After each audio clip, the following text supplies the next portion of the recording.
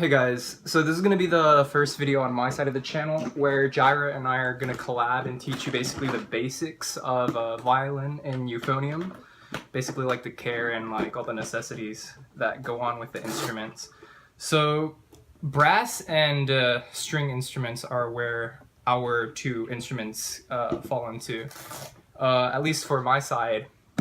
In the basic orchestra, you'll see the violin, viola, bass, and the cello, all of which are very similar. They have 4 strings, similar tuning, and they're played essentially the same way, where violin and viola are going to be played on your shoulder, and cello and bass are going to be like wrapped around your leg and played that way, kind of vertically. So basically, when you start off playing violin, you would fall into at least 2 categories. You either start as in middle school, as in like a orchestra there, or you can start off even earlier than that. Of course, you can start off later, but mainly in this, we're going to be talking about high school and how that affects the ensemble there. There's 2 types of orchestras. There's just main orchestra, where it's all string instruments, or you can also carry that on into symphonic orchestra, which carry on with the brass in Jaira's case, with euphoniums, trumpets, saxophones, etc. So when you first get your violin, it should be a beginner violin. This is more of a, I'd say, like technically advanced one. It's not a beginner one. It's my second violin, at least in this case. And here you have the pegs. These are the tuning pegs that tune the variation of the notes. Usually they're standard tuning, G, D, A, and E. Fine tuners, usually you'll have 4, but on more advanced violins you'll only find one on the E string, because the E string, that gives the highest note, and you want to have that as the most precise, because the highest notes always will stand out the most. F holes, this is where the sound comes out of, it's produced. The bridge holds the strings together. This is where you hold your chin, where you have your chin rest here.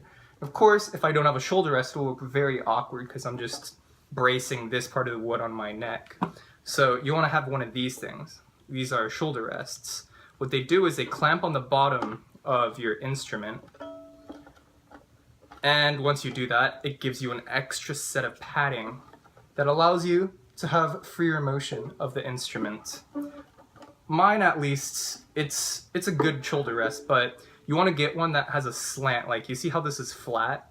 It's supposed to have a curve that fits to the curve of your shoulder, so that you can have an easier way of maneuvering the violin when you're shifting up and down.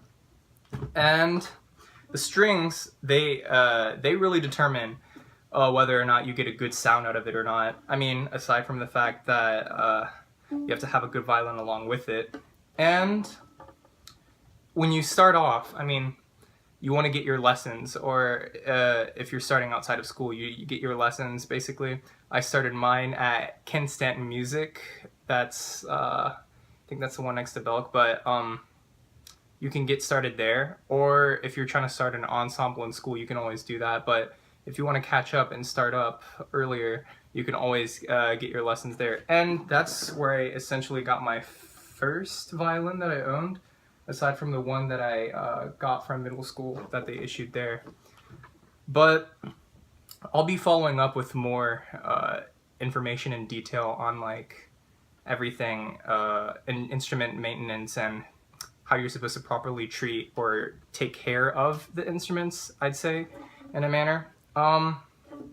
Yeah, I'll mention that in the next set of videos, but aside from that, just be in mind that the euphonium in Jaira's video and the violin, they kind of intertwine, even though they're like 2 different ensembles. One is band, one is orchestra. They essentially come together in symphonic arrangements and pieces.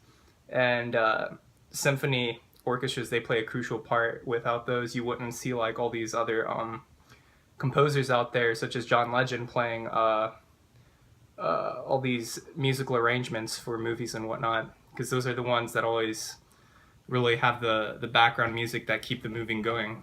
So yeah, I'll catch you guys out on the next set of videos.